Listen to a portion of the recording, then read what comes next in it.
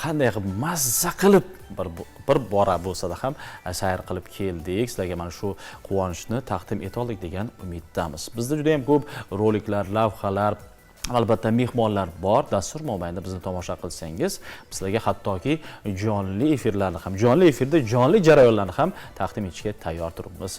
Mana shu efir o'rtada juda ham ko'p ijodkorlar ijod qilishadi. Nafaqat ikkimiz, Dilafruz opa bilan, balki bundan tashqari mana hozir jonli efirga chiqib, jonli efir taqdim etish uchun ham bizga muxlislarimizga taqdim etish uchun ijodkorlar chiqib ketishgan, ular ham tayyorgarlik ko'rishyapti. Undan tashqari mehmonlarimiz ketma-ketligi bor. Biz sizlarga mazmunli, ma'noli suhbat taqdim etamiz degan umiddamiz.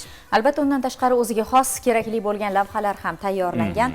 Hozir navbatni bermoqchi bo'lgan lavhamiz kasbiy ta'lim tizimini modernizatsiya qilish masalalari haqida bo'ladi va albatta bu jarayondagi qizg'in fikrlar, mulohazalar sizni befarq qoldirmaydi degan umiddamiz. Ko'ramiz va davom etamiz. Marhamat.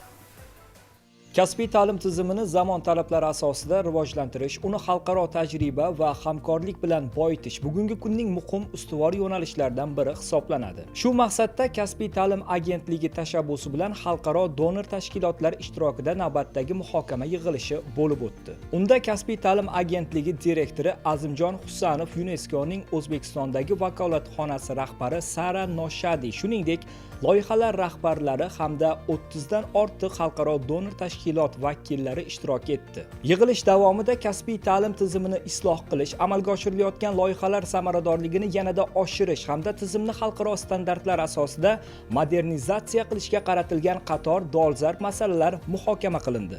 Xususan, o'qituvchilar malakasini oshirish, ularni xalqaro o'quv dasturlariga keng jalb etish, texnikumlarga xorijiy til mutaxassislarini jalb qilish, ta'lim sifatini oshirish hamda xalqaro hamkorlikni yanada mustahkamlash masalalariga alohida e'tibor qaratildi. Shuningdek, dual ta'lim qamrovini kengaytirish, o'quvchilarni moddiy qo'llab-quvvatlash, jumladan stipendiya tizimini joriy etish bo'yicha ham taklif va tashabbuslar ilgari surildi. Tadbir doirasida xalqaro donor tashkilotlar tomonidan 2026-yilning birinchi choragida amalga oshirilgan ishlar yuzasidan hisobotlar taqdim etilib, kelgusidagi ustuvor yo'nalishlar belgilab olindi. Muhokamalarning muhim yo'nalishlaridan biri esa 5-may kasb bayrami tadbirini yuqori saviyada tashkil etish masalasi bo'ldi. Mazkur bayramni keng qamrovli va mazmunli o'tkazish bo'yicha bir qator takliflar ilgari surilib, tadbir dasturini yanada takomillashtirish maqsadida qo'shimcha muhokama yig'ilishi o'tkazishga kelishib olindi. Kasbiy ta'lim tizimidagi bunday ochiq muloqot va xalqaro hamkorlik esa soha rivoji, yoshlarning kasbiy salohiyatini yuksaltirish hamda zamonaviy malakali mutaxassislar tayyorlashga xizmat qiladi.